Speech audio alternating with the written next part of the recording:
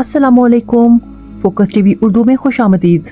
आज हम बात करेंगे एक ऐसी शख्सियत की जो अपनी खूबसूरती, बेमिसाल अदाकारी और दिलकश अंदाज की वजह से शोहरत रखती हैं।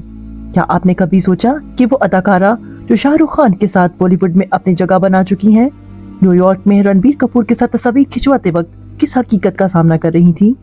या ये कि उनके लिबास और अंदाज को लेकर लोगों ने उनके मजहब पर सवाल क्यों उठाया और खलीलुर रहमान कमर के साथ होने वाली गुफ्तगू ने सबको इतना हैरान क्यों किया? आज हम बात करेंगे पाकिस्तान की इंतहाई काबिल और खूबरू अदाकारा माहिरा खान की। तो आइए उनकी जिंदगी के उन पहलुओं पर बात करते हैं जो हर किसी के लिए दिलचस्पी का बाइस बने।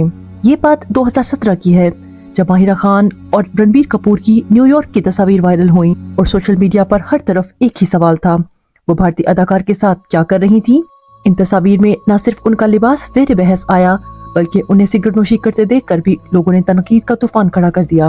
ये तस्वीर एक तरह से उनके लिए बड़ी आजमाइश बन गई थी। कई लोगों ने उनकी जिंदगी पर सवाल उठाए और उनके किरदार को भी निशाना बनाया।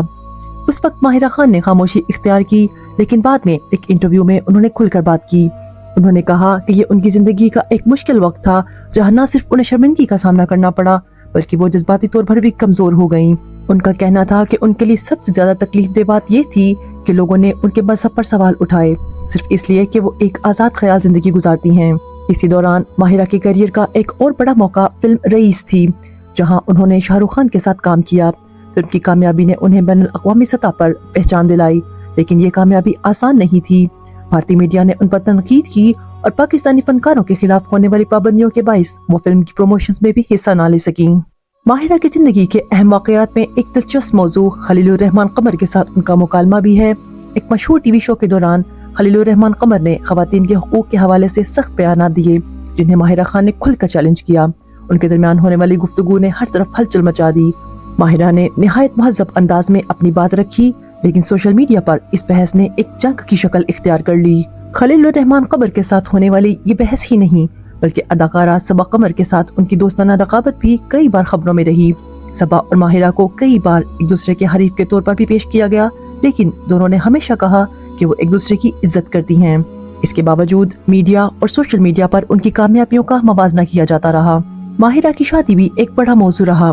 2023 में जब उन्होंने सलीम करीम से शादी की, तो उनकी निजी तकरीबात की तस्वीर और वीडियोस ने सोशल मीडिया पर धूम मचा दी। लोगों ने उनकी शादी की सादगी को सराहा, लेकिन कुछ ने इन पर सवाल उठाए कि वो अपनी जिंदगी के फैसले इतनी खामोशी से क्यों करती हैं। ये सवाल भी अक्सर उठता रहा है कि माहिरा खान अपनी आजाद ख्याली की वजह से किन मसाइल का सामना करती हैं।